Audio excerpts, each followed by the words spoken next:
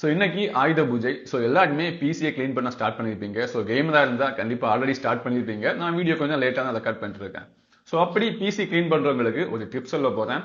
So நிறைய பேர் PC clean பண்ணும்போது ஒரு இடத்த மட்டும் க்ளீன் பண்ண மறந்துடுவீங்க. அது எந்த இடம்னு தான் சொல்ல போகிறேன். ஸோ நிறைய பேர் பண்ண மாட்டாங்க, ஆனால் சில பேர் இப்போ இந்த மிஸ்டேக்கை பண்ணுறாங்க.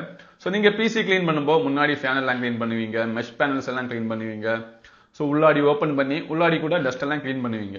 ஆனால் ஒரு இடத்த மட்டும் க்ளீன் பண்ண நிறைய பேர் மறக்கிறாங்க. அது எந்த இடத்துல சொல்ல போகிறேன். ஸோ இப்போ நீங்கள் பவர் சப்ளை எடுத்துட்டீங்கன்னா அது ஒரு பிஎஸ்சி ஷவுடுக்குள்ளே தான் இருக்கும், ஒரு க்ளோஸ்டான இடத்துக்குள்ளே தான் இருக்கும். நம்ம கேபிள் மேனேஜ்மெண்ட் பண்ணிட்டு பேலன்ஸ் இருக்க எக்ஸ்ட்ரா கேபிள்ஸ் எல்லாமே சுருட்டி அங்கே தான் போடுவோம். ஸோ அந்த இடமே அடைச்சிக்கிட்டு க்ளோஸாக தான் இருக்கும். ஆனாலுமே பவர் சப்ளையில் ஒரு பெரிய ஃபேன் கொடுத்துருப்பாங்க. ஸோ அந்த பெரிய ஃபேன் ஒரு இன்டாக்ட் ஃபேன், அது உள்ளாடி தான் ஏற சக் பண்ணி உள்ள தான் எடுத்துட்டு இருக்கும். அப்படி அதுக்காக கொடுக்கப்பட்ட மெஷ் தான் நம்ம கேபினெட்டுக்கு கீழே வரும். ஸோ அந்த கேபினெட்டுக்கு கீழே பார்த்து தான் அந்த பவர் சப்ளையோட ஃபேனுமே இருக்கும். ஸோ இது அங்கேருந்து தான் ஏரை இன்டாக்ட் பண்ணும்.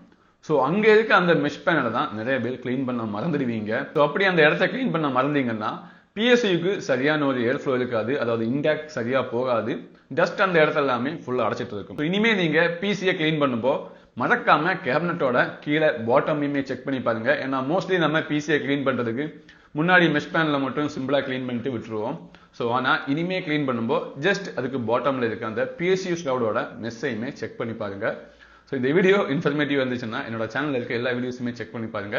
மறக்காம என்னோட வீடியோக்கு லைக் போட்டு இந்த சேனலை சப்ஸ்கிரைப் பண்ணிட்டு போங்க.